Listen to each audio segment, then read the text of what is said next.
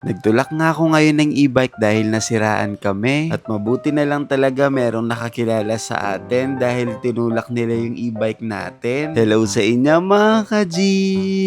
Pupunta nga kami sa bayaran ng kuryente ngayon dahil ito na yung huling araw ng pagbabayad ng kuryente at bukas mapuputulan na daw kami. At habang papunta nga kami dun sa bayaran ng kuryente, tignan nyo si Eliza, tinuturo niya tong mga tsinelas. Sabi ko kay Eliza dyan, sige magbabayad muna tayo ng kuryente. Pag may natira, ibibili kita ng tsinelas mo. At nandito na nga kami sa bayaran ng kuryente. Mga ka-G, gusto ko lang i-share sa inyo na yung perang na naipon ko ngayon na ipambabayad namin ng kuryente, ito yung mga naipon ko sa pagtitinda ng lumpiang gulay at Shanghai. Ang bill natin ng kuryente ngayon ay umabot ng 9,053 pesos. Sabi ko nga kay mama, bakit ang laki ng kuryente natin? Sabi niya, ganun talaga. Tumaas daw talaga yung kuryente ngayon. Mabuti na nga lang talaga mga ka-G, naisipan ko magtinda kasi wala talaga kaming pambabayad kung hindi ako nagtinda. At gusto ko din magpasalamat sa inyo sa walang sawang pagsuporta ninyo sa amin. Mga ka-G, maraming salamat po talaga sa inyo. Diyos ko naman ni mama at pangulog na yung papel. Matapos naming makapagbayad ng kuryente, wala na ngang natira. Si Eliza pa naman gusto magpabili ng tsinelas sa akin. Pero sabi ko kay Eliza, sige pumili ka na, gagamitin ko na lang yung mga natira kong panukuli dito. Ito na nga lang kulay black yung napili ko kay Eliza dahil hindi madumihin yan. Sakto pa naman ngayon tag-ulan, kaya naman yung tsinelas na yan magagamit niya talaga. Bumili na nga rin ako ng para sa akin dyan. Sabi ko kay Eliza, ito yung gagamitin ko sa tuwing magtitinda ako. At dahil naramdaman ko kay Eliza na napakasaya niya ngayon na meron siyang bagong tsinelas, kaya naman binili ko na siya ng isa pa. Sabi ko kay Eliza, itong ibibili ko sa iyo ngayon, ito yung gagamitin mo sa tuwing umaalis tayo ha. Mabuti na lang talaga, saktong-sakto kay Eliza to dahil yung paan ni Eliza medyo malaki din talaga. At habang pumipili nga pala kami ng tsinelas dyan, hindi ko na napansin na meron palang naghihintay sa amin dito sa labas. Solid followers nga daw namin sila kaya gusto daw nila magpa-picture sa amin. Sabi ko sa kanila dyan, maraming salamat po lagi sa pagsuporta sa amin. Sobrang ramdam po talaga namin yung pagmamahal ninyo.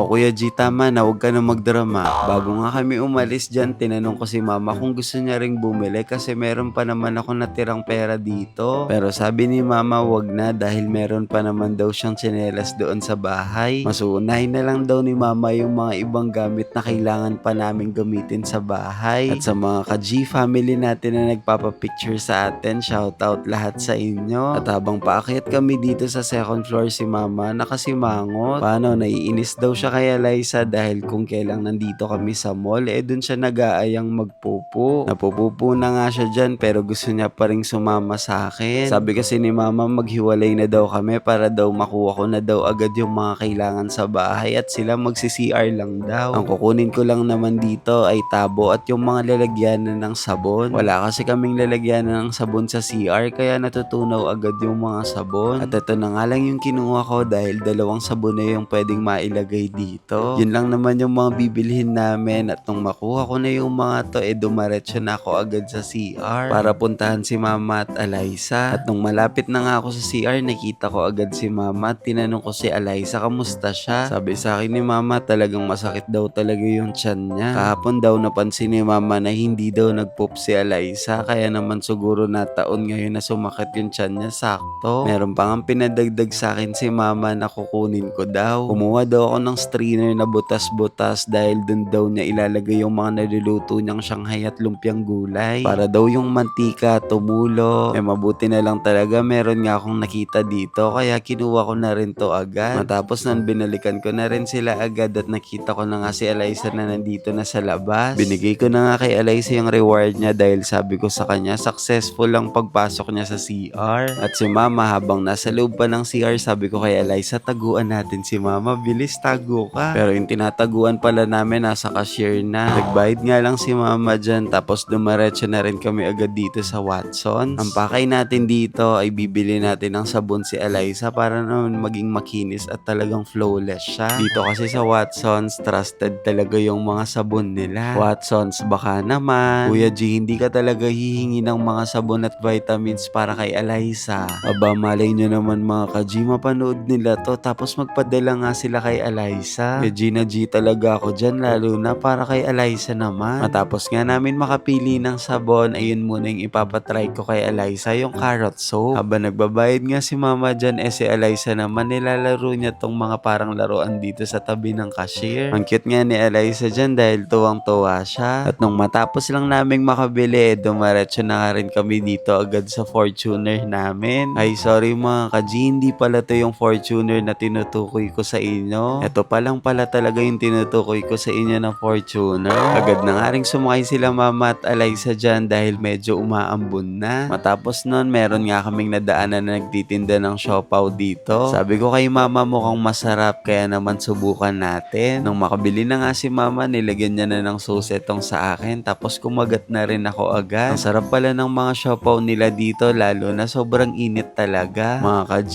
kain tayo ng siopaw. At ayan nga si Eliza, talagang sumasabay din siyang makipagchibugan sa amin. Naalala ko nga pala si mama at Eliza, paborito nila yung siopaw. At mga ka-G, dahil hindi kayo makakagat, ibang kakagat ko na lang muna kayo. Matapos nga lang namin kumain, mabuti na lang may nadaanan kaming gumagawa ng e-bike dahil nawalan bigla ng preno tong bike namin. At sa mga moment na yan, pakonti-konti na nga lumalakas yung pagpatak ng tubig. Tubig ulan mga ka-G ha. Sa tingin ko kasi ilang minuto lang lalakas na talaga yung pag-ambon. Kaya naman sinabihan ko si kuya dyan na bilisan niya na lang dahil para hindi na siya abutan din ng malakas na ulan. Mabuti na nga lang mabilis talagang gumawa ng e-bike si kuya. At mabuti na lang talaga nadaanan namin siya, kung hindi wala talaga kaming preno. Nung magawa na nga agad ni kuya yung e-bike, umalis na rin kami agad para hindi na rin kami abutan ng ulan. Kaso nga lang mga ka-G, dito sa dadaanan namin merong tulay at paakyat dito. At yung e-bike ayaw nang umakyat dahil siguro low bat na. Kaya naman no choice, sabi ko kay mama siya nang umupo dito sa driver seat at itutulak ko tong e-bike. At habang tinutulak ko tong e-bike, si Eliza naman tumitingin sa akin. Sabi ko nga sa kanya dyan, tumingin ka dun sa dinadaanan, baka mahulog ka. Itang manulak na ako pen, kayo manakbagya pa'y chatot na. Ay, sabi ko kay Eliza dyan, humawa ka ng mabuti dahil pag nahulog ka, magiging kwento ka talaga. At nagpahinga nga lang ako dyan nung nasa patag na daan na kami. Yung e-bike umaandar pa naman, kaso nga lang parang nasa prosesyon kami. At mga ka-G, mabuti na lang talaga merong mga nakakilala sa atin. Itong mga kabataan na to ay follower daw natin sila. At buti na lang talaga nakasabay namin sila sa daan kaya naman itinulak nila kami, pati itong si kuyang nakamotor. At ramdam ko so na hindi na namin mararanasan to kasi baka malay ninyo mga ka-G, makabili tayo ng 4 wheels, diba? Wala namang imposible kay Lord. At pag nangyari yon, itong video na to ay magiging isang alaala na lang. Paalala kung saan nga ba talaga kami nag-umpisa at saan kami nanggaling. Mga ka-G, nung nakadating kami dito sa bahay ng kapatid ni mama, ang plano namin, papahatid na lang muna kami at iiwanan namin yung e-bike dito. Mabuti na nga lang talaga, napakabait ng mga kapatid ni mama. Ihahatid daw nila kami sa bahay. O paano ba yan? Hanggang dito na lang. Bye-bye sa inyo mga ka-G.